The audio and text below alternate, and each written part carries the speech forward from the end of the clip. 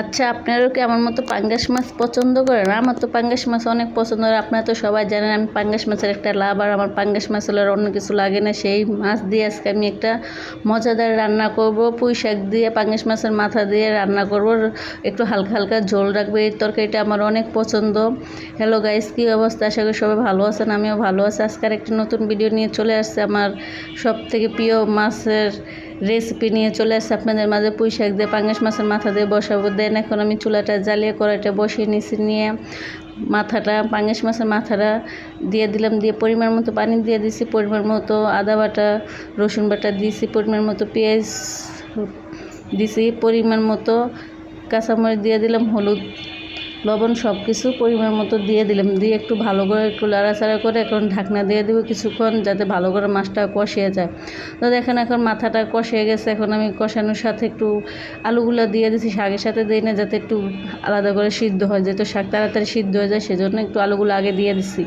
তো এখন আলু সিদ্ধ হওয়ার পর এখন আমি শাকগুলো দিয়ে দিছি। দেখেন কি অবস্থা, মানে শাকের থেকে কড়াইটা ছোটো হয়ে গেছে। শাক এত বেশি হয়ে গেছে, কড়াইটা হয়ে গেছে ছোটো। এখন আমি জাতা দিয়ে দিতেছে। আর আমার তো একটা বদ অভ্যাস, জানেন, আমার রান্না করতে গেলে চুলার চারপাশে তরকারি পড়ে যায় বা এটাও পড়ে যায়, হলুদ পড়ে যায়, লবণ পড়ে যায়, মানে একটা না একটা পড়বেই। এটা আমার একটা অভ্যাস হয়ে গেছে, কেন জানি না, আমার সাথে এরকম হয়। আপনাদের সাথেও কি এরকম হয়?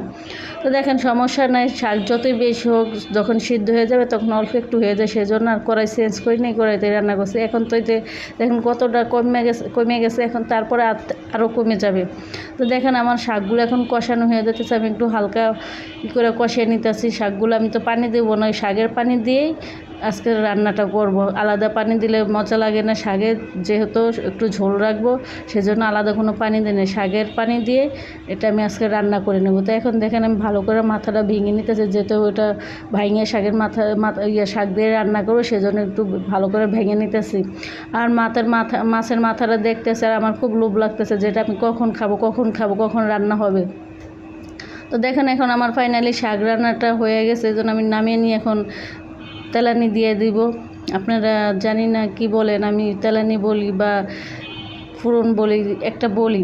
তো এখন আমি পরিমাণ মতো পেঁয়াজ কুচি রসুন কুচি দিয়ে দিয়েছি, দিয়ে তেল দিয়ে ভালো করে বাদামি কালার করে ভেজে নিয়ে এখন আমি শাকগুলো দিয়ে দিছি। এটা হলো আমার ফাইনাল রান্নার সাথে, যেহেতু তেলানি দিয়ে দিছি, এখন আমার রান্নাটা বুঝতেই পারতেছেন প্রায় হয়ে যেতেছে। দেখেন রান্না করতেছে আর পড়ে যেতেছে, রান্না করতেছে আর পড়ে যেতেছে। একটা আমার অভ্যাস যত খারাপ হয়েছে।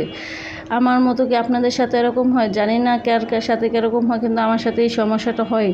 আর মাথাটা না সবসময় আমার দিকে তাকিয়ে থাকে, কখন আমি খাবো, ওই চিন্তা ভাবনা করে যে আমাকে কখন খাবে, এই জন্য মাথা সবসময় আমার দিকে তাকিয়ে থাকে। দেখেন রান্নাটা কত সুন্দর হয়েছে, শাকগুলো কত সুন্দর দেখা যাইতেছে। রাত্রে রান্না করি তো ঘরের আলো কম, সেজন্য একটু এরকম দেখা যাইতেছে, কিন্তু যদি লাইট থাকতো তাহলে অবশ্যই ভালো করে ক্লিয়ার করে দেখা যেত। যেহেতু রাত্রে রান্না করছি, সেজন্য যে ফাইনালি দেখেন আমার রান্নাটা শেষ হয়ে গেছে। তো ভিডিওটা আর বড় করব না। আজকের ভিডিওটা কেমন লাগছে অবশ্যই কমেন্টসে বলবেন। তো কার আমার মতো পাঙ্গাস মাছ দিয়ে পুঁই শাক দেওয়া পছন্দ, অবশ্যই একবার রান্না করে ট্রাই করে খেয়ে দেখবেন। তো আজকে এই পর্যন্তই, আল্লাহ হাফেজ।